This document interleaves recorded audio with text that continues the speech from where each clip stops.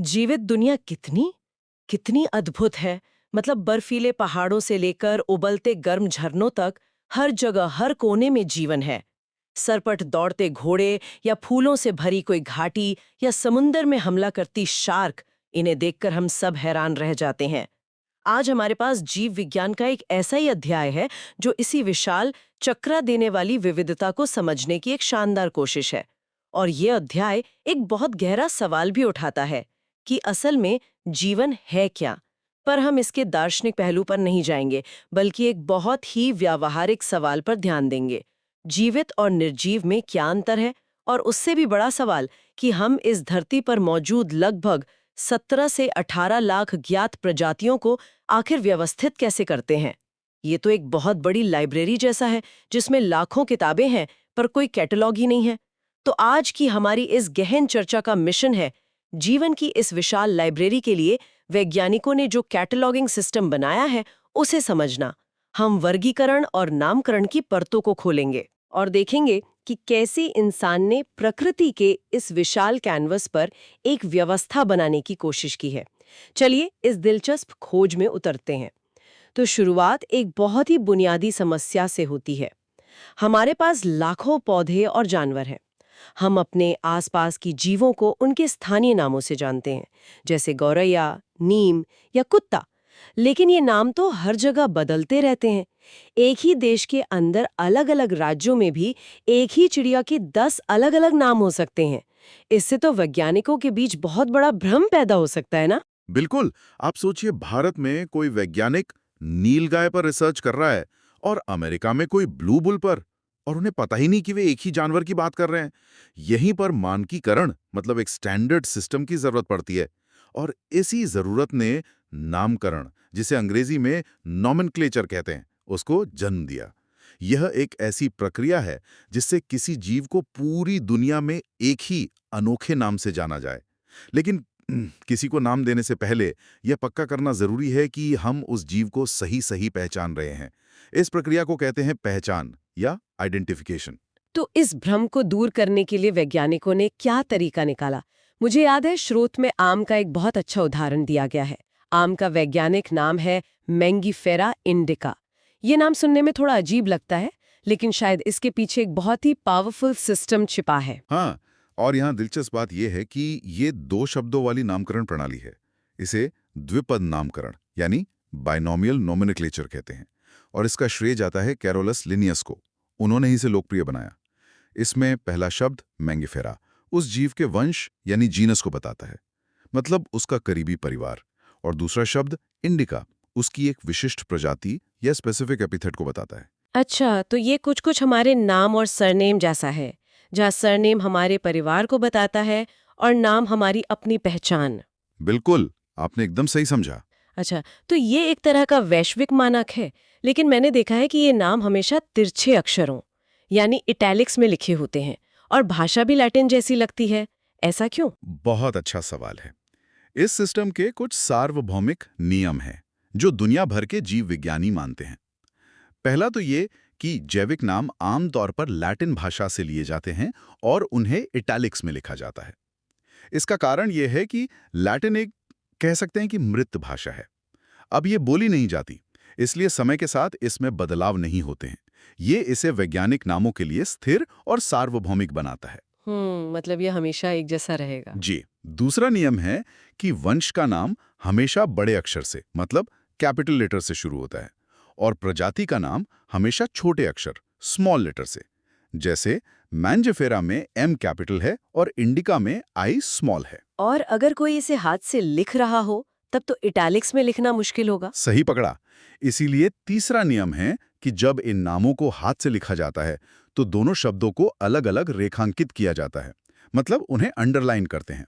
एक और दिलचस्प बात है जो आपने शायद देखी होगी, कभी कभी नाम के अंत में एक और शब्द लिखा होता है, जैसे मैंजिफेरा इंडिका लिन। हाँ, मैंने ये देखा है। मुझे हमेशा लगता था कि ये भी नाम का ही हिस्सा है। इसका क्या मतलब है? क्या ये किसी सोर्स को क्रेडिट देने जैसा है? बिल्कुल, ये ठीक वैसा ही है। यहाँ लिन का मतलब है कि इस प्रजाति का सबसे पहले वर्णन लिनियस ने किया था। ये उस वैज्ञानिक को श्रेय देने का एक तरीका है। अच्छा। इन सभी नियमों को लागू करने के लिए बाकायदा अंतर्राष्ट्रीय संस्थाएं हैं। पौधों के लिए international code for botanical nomenclature या ICBN, और जानवरों के लिए international code of zoological nomenclature या ICZN। ये एक तरह की रूल बुक हैं जो सुनिश्चित करती हैं कि हर जीव का एक ही वैध नाम हो। ठीक है, तो हमने हर जीव को एक अनूठा वैश्विक नाम दे दिया। ये तो लाइब्रेरी की हर किताब को एक यूनिक ISBN नंबर देने जैसा हो गया।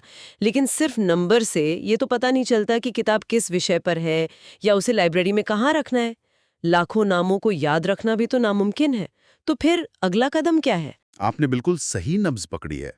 नाम देना तो सिर्फ पहला कदम है।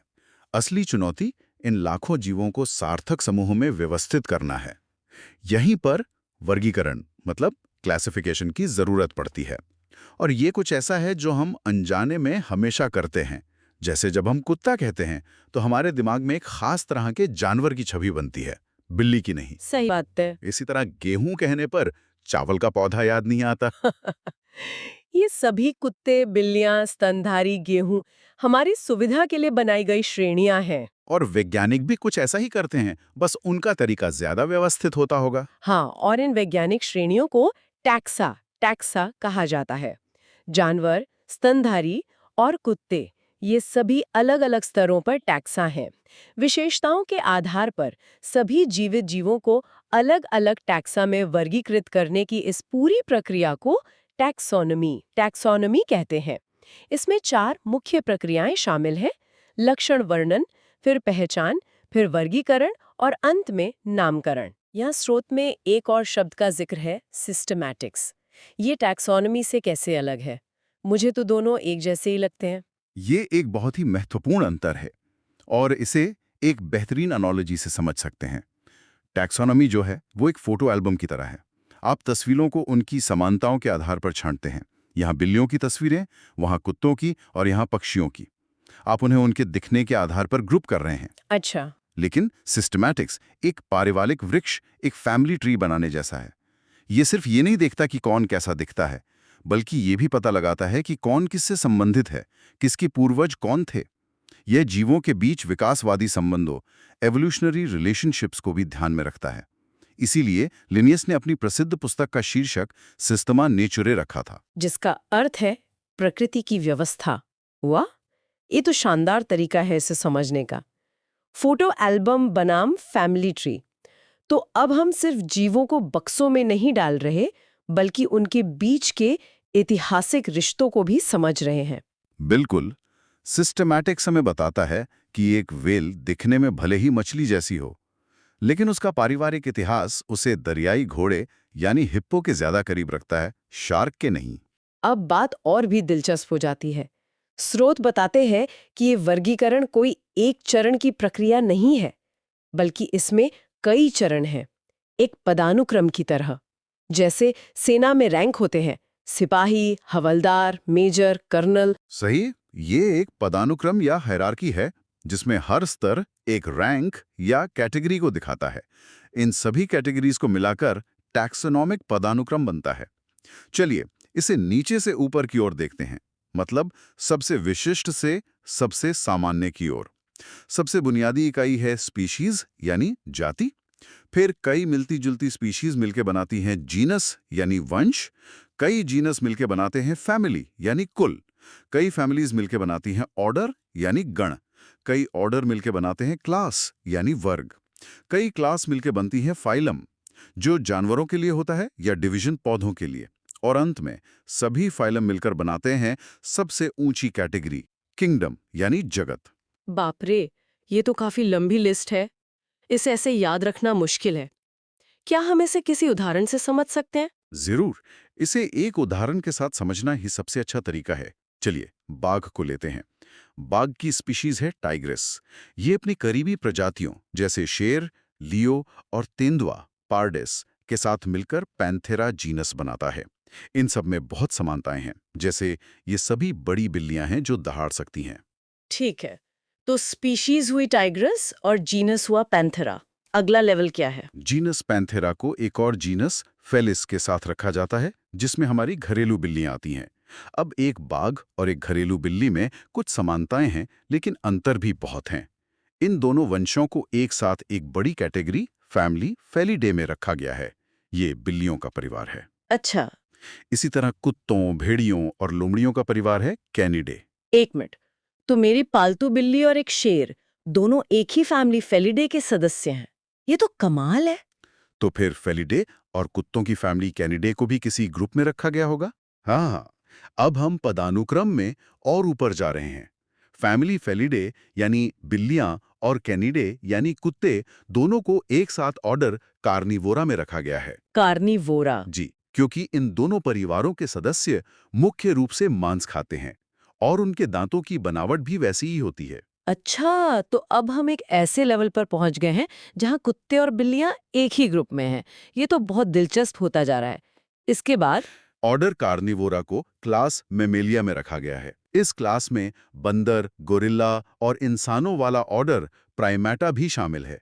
अब सोचिए, एक बाघ और एक बंदर में समानताएं और कम हो गई, लेकिन दोनों के शरीर पर बाल होते हैं और दोनों अपने बच्चों को दूध पिलाते हैं। ये मेमेलिया क्लास की खासियतें हैं। वाव! तो एक बाघ, एक कुत्ता और एक इंसान, हम सब क्लास मेमेलिया में एक साथ हैं। ये तो पूरी दुनिया को देखने का नजरिया ही बदल देता है। और ये क्रम ऊपर तक चलता रहता है। जी हाँ, क्लास मेमेलिया को फाइलम कॉर्डेटा में रखा गया है। इस फाइलम में वे सभी जीव आते हैं जिनके जीवन के किसी चरण में नोटोकॉर्ड नाम की एक रॉड जैसी संरचना होती है। इसमें मछलियां, उभयचर, सरीसृप और पक्षी भी शामिल हैं। और अंत में फाइलम कॉर्डेटा को सबसे ऊंचे स्तर पर किंगडम एनिमेलिया में रखा गया है, जिसमें दुनिया के सभी जानवर शामिल हैं, केचुए से लेकर व्हेल तक। तो जैसे जैसे हम इस पदानुक्रम में स्पीशीज से किंगडम की ओर ऊपर जाते हैं, जीवों की संख्या तो बढ़ती जाती है, लेकिन उनके बीच की सामान्य विशेषताएं कम होती जाती हैं। मतलब एक स्पीशीज के सदस्यों में सबसे ज्यादा समानताएं होती हैं, जबकि एक किंगडम के सदस्यों में बस कुछ ही। स्रोत में दी गई तालिका टेबल 1.1 इसे बहुत अच्छे से दिखाती है, जिसमें मनुष्य, घरेलू मक्खी, आम और गेहूं का पूरा वर्गीकरण है। बिल्कुल।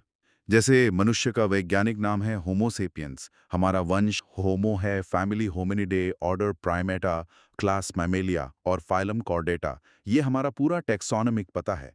ये दिखाता है कि कैसे ये सिस्टम हर जीव को प्रकृति में उसकी एक खास जगह देता है। इस पूरी समझ को विकसित करने में यकीनन कई वैज्ञानिकों का दिमाग लगा होगा। हाँ, स्रोत में अर्नस्ट मायर का खास तौर पर जिक्र है। ढूंढ रहा हूँ। उन्हें 20th सेंचुरी का डार्विन कहा जाता है। अल्लाह, ये तो बहुत बड़ा खिताब है। उन्होंने ऐसा क्या किया जो उन्हें डार्विन के बराबर खड़ा कर देता है? ये सच में बहुत बड़ा खिताब है। मायर ने जो किया वो क्रांतिकारी था। हम्म। देखिए, डार्विन ने हमें ये समझाया कि प्रजातियां कैसे बदलती हैं, हम्म। यानी प्राकृतिक चयन के जरिए। लेकिन मायर ने उस सवाल को उठाया जो उससे भी ज्यादा बुनियादी था। आखिर एक प्रजाति यानी स्पीशीज होती क्या है? हम दो जीवों को देखकर ये कैसे तय करें कि वो एक ही प्रजाति के हैं या अलग-अलग? ये तो वाकई गहरा सवाल है। मुझे लगा था कि जो जीव एक जैसे दिखते हैं वे एक प्रजाति के होते हैं। यही आम धारणा थी, लेकिन मायर ने जैविक प्रजाति की अवधारणा, मतलब बायोलॉजिकल स्पीशीज कॉन्सेप्ट दिया। उन्होंने कहा कि प्रजाति उन जीवों का समूह है जो आपस में प्रजनन कर सकते हैं और उनके बच्चे भी आगे प्रजनन करने में सक्षम होते हैं। उन्होंने सिर्फ दिखने पर नहीं, बल्कि प्रजनन और आनुवंशिक अलगाव पर जोर दिया। इस एक परिभाषा ने विकासवादी जीव विज्ञान का पूरा नजरिया बदल दिया और प्रजातियों की विविधता की उत्पत्ति को अध्ययन का केंद्रीय प्रश्न बना दिया। इसीलिए उन्हें 20वीं सदी का डार्विन कहते हैं। तो हमने लाखों प्रजातियों के विशाल और जटिल जाल से शुरुआत की और एक व्यवस्थित पदानुक्रम तक पहुंचे, जो हर जीव को जीवन के इस महान वृक्ष पर उसकी जगह देता है, स्पीशीज से लेकर किंगडम तक। ये सिर्फ नामों की एक सूची नहीं है, बल्कि जीवन के आपसी संबंधों को समझने का एक नक्शा है। इस सबसे एक जरूरी सवाल उठता है, जिसे अध्याय के अंत में भी पूछा गया है। वर्गीकरण प्रणालियां हर समय क्यों बदलती रहती हैं? अगर लीनियस ने इतना अच्छा सिस्टम बना दिया था, तो हम आज भी उसमें बदलाव क्यों कर रहे हैं? हाँ, ये एक बेहतरीन सवाल है। ऐसा क्यों है कि जो वर्गीकरण आज सही है, वो कल पुराना हो जाता है? क्या वैज्ञानिक अपनी गलतियां सुधार रहे हैं? गलतियां सुधारना भी एक हिस्सा है, लेकिन असल वजह यह है कि हमारी समझ और हमारे उपकरण लगातार बेहतर हो रहे हैं। टैक्सोनॉमी कोई स्थिर विज्ञान नहीं है, पहले हम सिर्फ बाहरी संरचना और शारीरिक बनावट के आधार पर वर्गीकरण करते थे, किसके पंख हैं, किसके पैर हैं, फूल कैसा है। लेकिन अब हमारे पास जेनेटिक्स और डीएनए सीक्वेंसिंग जैसे शक्तिशाली उपकरण हैं। हम अब जीवों के कवर को नहीं, बल्कि उनकी किताब यानी उनके जेनेटिक कोड को सीधे पढ़ सकते हैं। तो इसका मतलब ये हुआ कि जो दो जीव बाहर से बिल्कुल अलग दिखते हैं, हो सकता है कि डीएनए के स्तर पर वो बहुत करीबी रिश्तेदार हों। बिल्कुल। और इसका उल्टा भी सच है। कई बार दो जीव दिखने में एक जैसे लगते हैं, लेकिन आनुवंशिक रूप से बहुत दूर के होते हैं। सबसे बड़ा उदाहरण पक्षी हैं। पहले उन्हें सरीसृपों यानी रेप्टाइल से अलग क्लास में रखा जाता था, लेकिन अब जीवाश्मों और डीएनए सबूतों से साफ हो चुका है कि पक्षी असल में डायनासोर के ही वंशज हैं। तो अब हमें पूरे पारिवारिक वृक्ष को फिर से बनाना पड़ रहा है। जीवन का ये पारिवारिक वृक्ष पत्थर की लकीर नहीं है, बल्कि एक गतिशील दस्तावेज है, जिसे हम आज भी नई खोजों के साथ लिख रहे हैं और सुधार रहे हैं। तो ये खोज कभी खत्म नहीं होती। ये वाकई में सोचने वाली बात है। हम इस विशाल पहेली के टुकड़े आज भी जोड़ रहे हैं। और शायद यही विज्ञान की सबसे खूबसूरत बात है। इस सब से एक और दिलचस्प विचार मन में आता है। हम इंसानों में चीज़ों को श्रेणियों में बांटने की एक गहरी प्रवृत्ति है। अच्छा बुरा, अपना पराया, सही गलत। जीव विज्ञान का ये वर्गीकरण हमें दिखाता है कि प्रकृति में ऐसी कोई साफ रेखाएं नहीं है। हर चीज़ एक दूसरे से जुड़ी हुई है। एक स्पीशीज धीरे धीरे दूसरी में बदल जाती है। शायद हमें ये सीखने की ज़रूरत है कि वर्गीकरण समझने का एक उपकरण है, दीवारों को खड़ा करने का नहीं। हो सकता है कि जीवन को उसकी पूरी जटिलता और जुड़ाव में देखना उसे सख्त बक्सों में बंद करने से ज़्यादा महत्वपूर्ण हो।